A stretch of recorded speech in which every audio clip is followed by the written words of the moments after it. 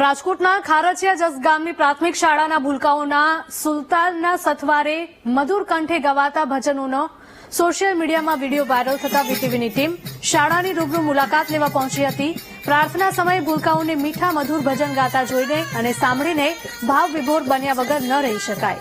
મંજીરા, ખંજરી, કરતાલ અને ઢોલકના સાથ સથવારે બાળકોને ગીત સાંભળીને બસ એટલું જ સાંભળતા રહી જઈએ। થોડી વાર તો એવું લાગ્યું હતું કે અમે શાળામાં નહીં પરંતુ મંદિરમાં આવ્યા છે। સવારમાં શાળામાં જ્યારે બાળકો અભ્યાસ માટે આવે છે ત્યારે પહેલા પ્રાર્થના બોલાવવામાં આવે છે અને આ પ્રાર્થનામાં નાના નાના ભૂલકાઓ ભજન, કીર્તન અને ધૂન ગાય છે।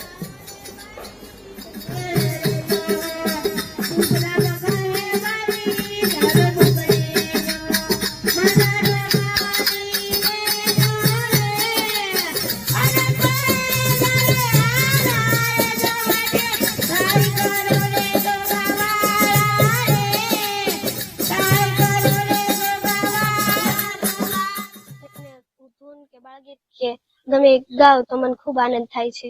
તમને કોને શીખડાવ્યું? અમારા સરે। તમારા સરનું નામ શું છે? હિતેશ સર। તમે રોજ પ્રાર્થનામાં ગાવ છો? હા, દરરોજ અલગ અલગ રજૂ કરીએ છીએ। તો બેન તમારી ઈચ્છા શું છે? અમે તાલુકા કક્ષાએ, જિલ્લા કક્ષાએ, રાજ્ય કક્ષાએ અને દેશ લેવલે જઈ શકીએ એવી અમારી ઈચ્છા છે। દરરોજ પ્રાર્થનામાં પછી આ તમારી ટીમ છે આ એ બધા શું શું વગાડે? મંજીરા, કડતાલ, ખંજરી બધાને સાહેબ શીખડાવ્યું? બધાય।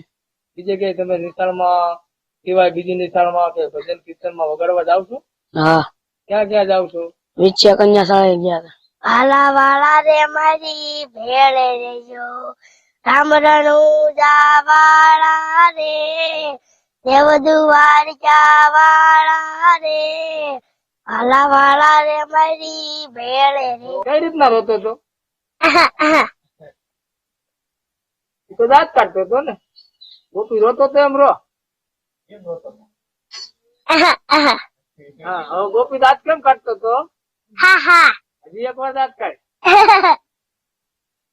છેલ્લા ઘણા વર્ષોથી શાળામાં બાળકોને સંસ્કાર અને સંસ્કૃતિનું સિંચન કરાવવા માટે ભજન, કીર્તન કઈ રીતના ગાવા તેનું જ્ઞાન શિક્ષકો આપી રહ્યા છે।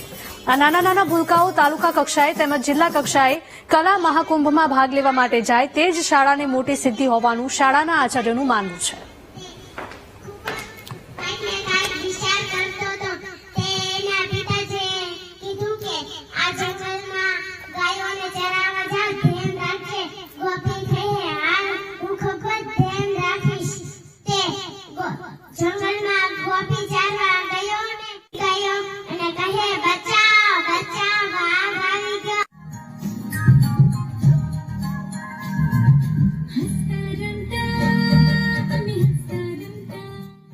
અમારી સ્કૂલની અંદર વિદ્યાર્થીઓ ટેલેન્ટેડ છે, પરંતુ અમે શિક્ષકો દ્વારા એને વ્યવસ્થિત તાલીમ આપી અને આ રીતે ગાતા કર્યા છે। બાળગીત, ધૂન, ભજન, વાર્તા બધું બાળકો સરસ રીતે રજૂ કરે છે, તાલમાં રજૂ કરે છે।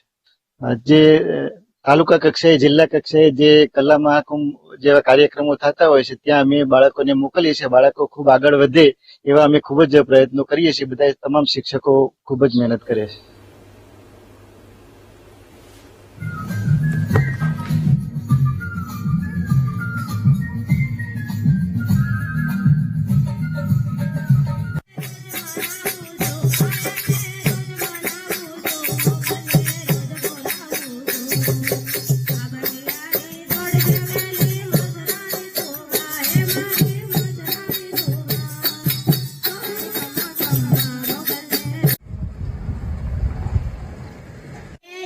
Yo